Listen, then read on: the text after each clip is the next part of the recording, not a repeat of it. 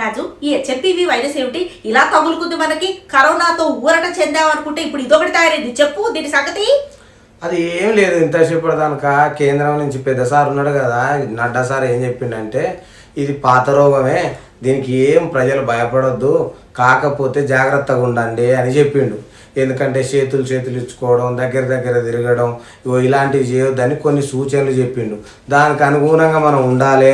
ఈ రోగాన్ని పోవాలంటే, ఎందుకంటే ఇప్పటికే బెంగళూరులో 4 కేసులు నమోదైనాయట.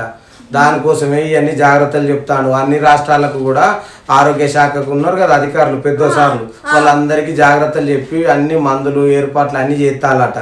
కాబట్టి మనం జాగ్రత్తగా ఉండాలని ఇప్పుడే చెప్పిళ్ళు. అది కాదు, బెంగళూరులో కూడా ఇప్పుడు ఈ 8 నెలల 9 నెలల పసి పిల్లలకి, గుడ్లకి, ఇదిగో మనలాంటి పెద్దవాళ్ళకి సోకుతోందట కదా ఈ మొదలష్టంది. మరి అదేదో టెస్ట్కి పూణే గట్ట పంపించారు.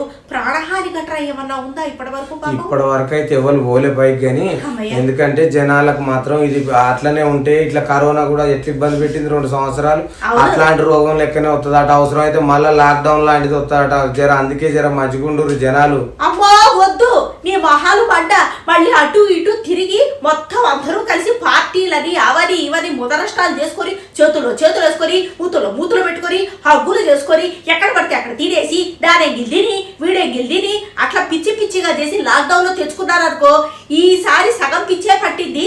దీని తర్వాత మొత్తం పిచ్చి పడుతుంది. అందుకే చేతులు కడుక్కోండి, శుభ్రంగా రోజుకు 2 పూట్ల స్నానాలు చేయండి, ఆ తర్వాత అల్లం నీళ్లు తాగండి, పౌష్టికాహారం తినండి. పక్కనే ఉండే మొదలష్టపు ఆహారాలు కావు ఇప్పుడు ఈ ప్యాకెట్లు ఇవి అవి కొనుక్కు తినకండి. పిల్లల రోట్లో కూడా కుక్కకండి. పెద్దలు పిల్లలు అతి జాగ్రత్తగా ఉండండి.